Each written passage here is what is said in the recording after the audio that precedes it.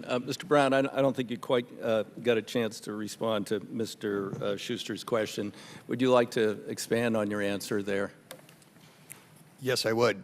The way that I've been thinking about this is as a businessman, and I think the national airspace is a fundamental economic driver in our country. Our country is more aviation-centric than any other country in the world. You can see that in the traffic patterns and the utilization and the number of pilots. And the way I think about this whole, what is the value return on the level of investment that we make in our ATO and our airspaces? What industry have we created in this country? What are the returns on that industry? So what I think is that when you have a question like that sent to somebody like me, I immediately go to the larger and very, very significant economic value of an industry that exists uniquely in this country. We're the market leader in aircraft production of every type and stripe. We're the market leader in engine production of every type and stripe. We have the best avionics manufacturers in the world. And that is generating an enormous public return in tax revenues and jobs. So I think you have to put all the economic value in the bucket before you ask a question that's just yes or no, in my opinion. Thank you. Mr. Rinaldi, I'm sure you're familiar with the 2002 collision between DHL and a Russian passenger aircraft under the aegis of Skydive, the Swiss government corporation. What caused that? That was caused between lack of communication between ANSPs. And wasn't there one person on duty who had multiple tasks? It was a fatigue issue with the controllers also. Yeah. Right. So little problem with cutbacks in the controller workforce under the private corporation. But they have kept safety oversight separate. Is that correct? From the government corporation? Yeah. That is correct. When's the last time we had an air-to-air collision here due to a controller error?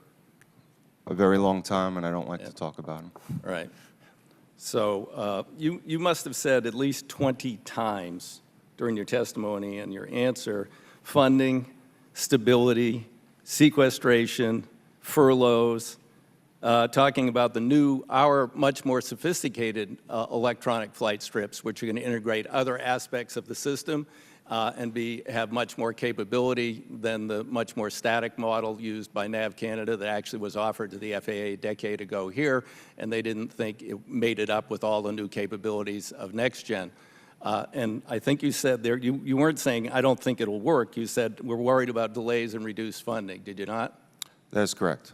I have no doubt we will be able to develop our own system. It really comes from we're working collaboratively with the manufacturer along with the FAA. It really comes from a lack of funding or funding uncertainty as we move forward. So, Mr. Scoville, would you agree that that is a significant problem? I would, Mr. DeFazio. Funding is a significant problem, as you and Mr. Rinaldi have pointed out. However, I would also say that there are other issues to bear in addition to funding. That's fine. And so let's see, if I think about it, funding, sequestration, shutdowns, that all has to do with Congress. So if we had the FAA with its current funding sources, 97% projected over the next 10 years, so just a few efficiencies would get us to 100% self-funded without meddling, exempt them from sequestration and shutdowns. Would that solve many of your concerns? I'm not saying all, but would that solve many of your concerns, Mr. Rinaldi?